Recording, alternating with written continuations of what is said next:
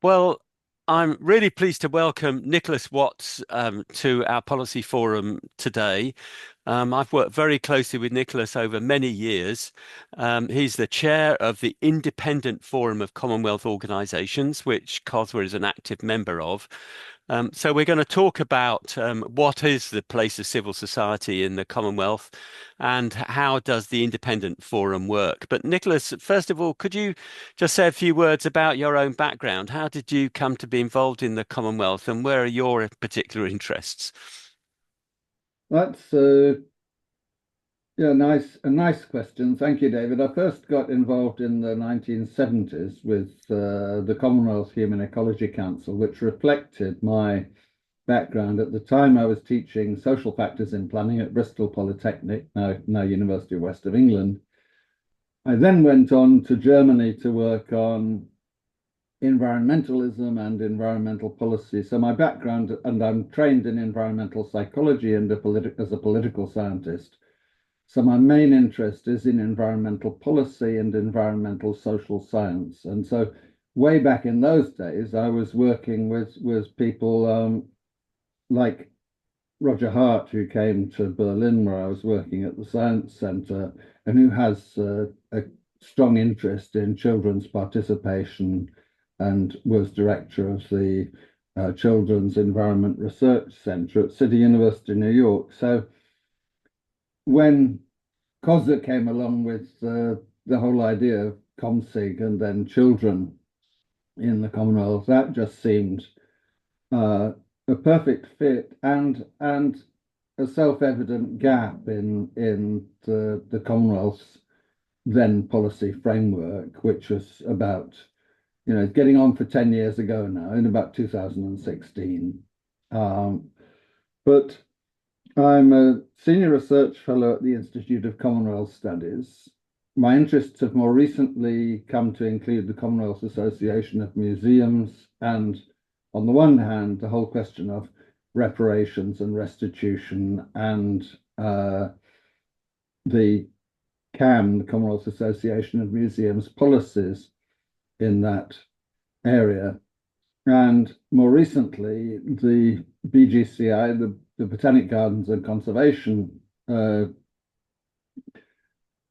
focus on community level links between museums, zoos, and botanical gardens, that the sort of local triangles where all three institutions exist. And if we're talking about a small island state, it might be a marine reserve, not a zoo. To get them to work together to cultivate an awareness of and research into and behavior change relating to biodiversity. So my background, if you like, in the last 10 years or so, focused on climate change and biodiversity, particularly with the IUCN, the International Union of Conservation NGOs, I think it is. Yeah. The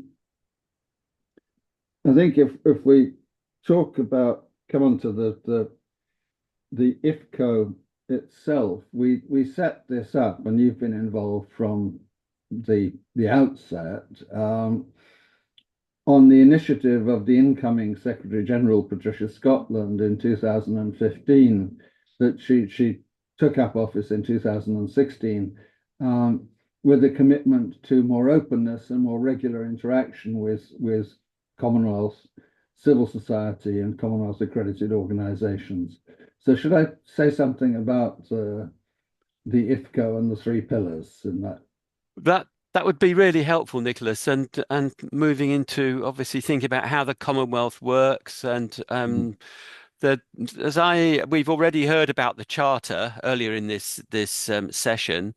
Right. So we've got the member states, we've got the formal institutions of the Commonwealth, the Secretariat and the Foundation and the Commonwealth of Learning, Mhm. and then we've got civil society. So how does that work, Nicholas?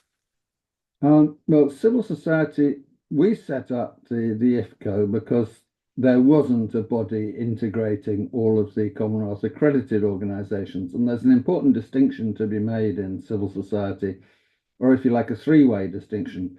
One is civil society wherever it exists in the Commonwealth, which is more the focus of the Commonwealth Foundation and its programs around health equality, climate, um, those sorts of themes.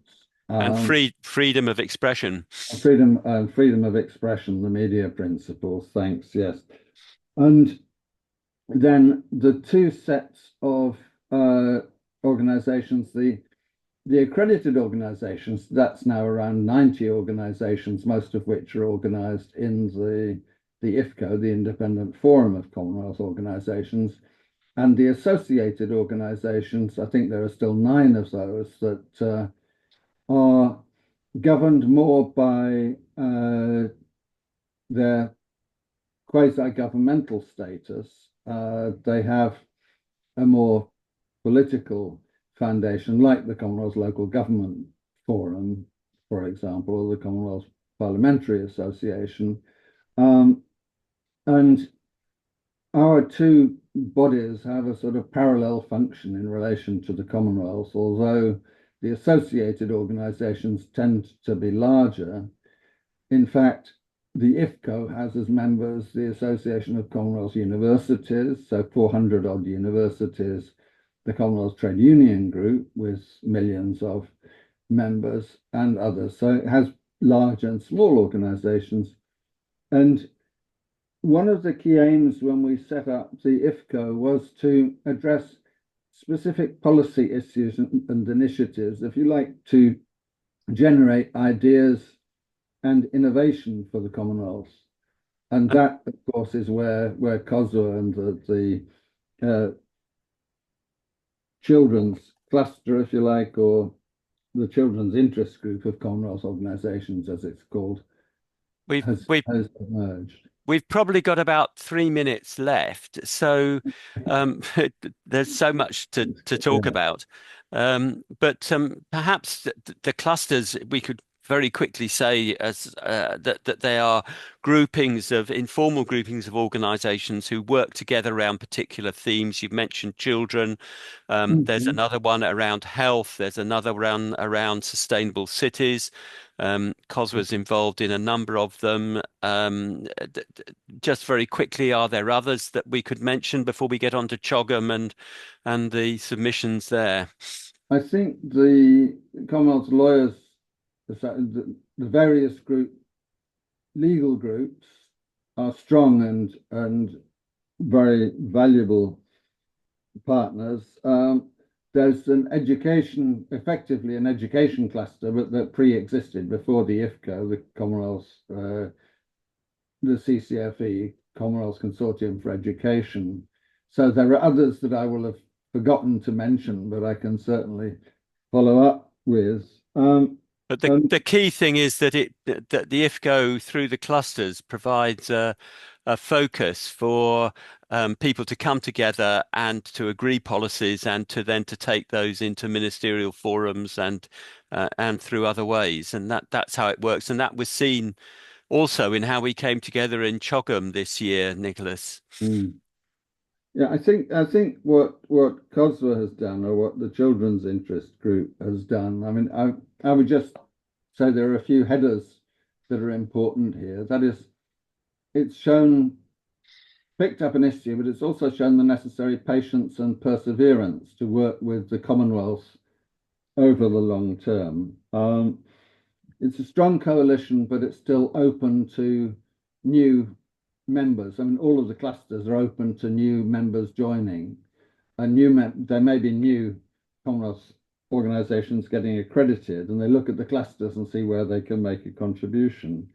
I'll just comment quickly on the ComSig or the initiatives, because I think especially your Kigali Declaration is okay. It's a strong coalition, but it's integrated, it's holistic, it allows for children's participation and voice, and it really is a progressive approach to children and families in their communities.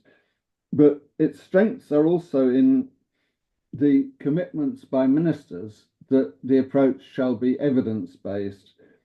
states have made commitments, presumably to resourcing, and there will also be a commitment to monitoring and evaluation, so that it's a good example for other potential initiatives to follow. I think, from the CAM point of view, there are questions around the history of residential schools and indigenous peoples and so on that might be picked up. And there's also this question of how children's interests and needs for play might be introduced into urban design. But overall, I think there's a comprehensive program of ComSig going forward, and I think I should congratulate ComSig on that, although it's the beginning of a review of CHOGM, so there might be a lot more we have to learn. In th Yes, thank you, Nicholas. And just finally, and we're really running out of time, but for this year's heads of government meeting, we decided that we would not present a scattergun policy statement across all the areas of Commonwealth activity, but that we would focus very specifically on enlarging and strengthening the civil society space within the Commonwealth. We did that with a policy submission that we were involved with.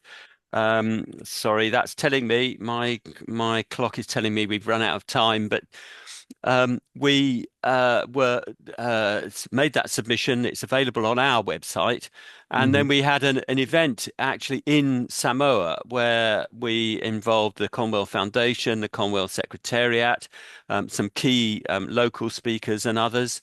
Where do you think that's going to go, Nicholas, in 30 seconds? I think we will have to persevere with raising the issues and also make sure we're inclusive. That is, that the Pacific region is also fully engaged. But as you say, our interest is in ensuring that civil society voices and the voices of Commonwealth accredited organisations are recognised and picked up by the new Secretary General when she takes office on the 1st of April next year. And we'll be revising our own, if you like, constitution and approach to have a sort of a fresh start, if you like, with the arrival of a new Secretary General. I think we've made a lot of progress, but it's probably time over the next few months to reflect and renew. And that's a good point to end. Thank you for rounding it off so neatly, and thank you for all your efforts. The IFCO is sustained on a purely voluntary basis, and Nicholas carries a lot of that responsibility. But one of the challenges is to see if we can get some funding to make it effective. But we're very pleased to play our part. So, Nicholas, thank you for all you've done, and thank you for joining us in our policy forum. Thank you. Thank you, David. But you're one of the people who makes it possible to keep going on a voluntary basis. But thanks. Yeah. Thank you very much, Nicholas, and thank you for joining us.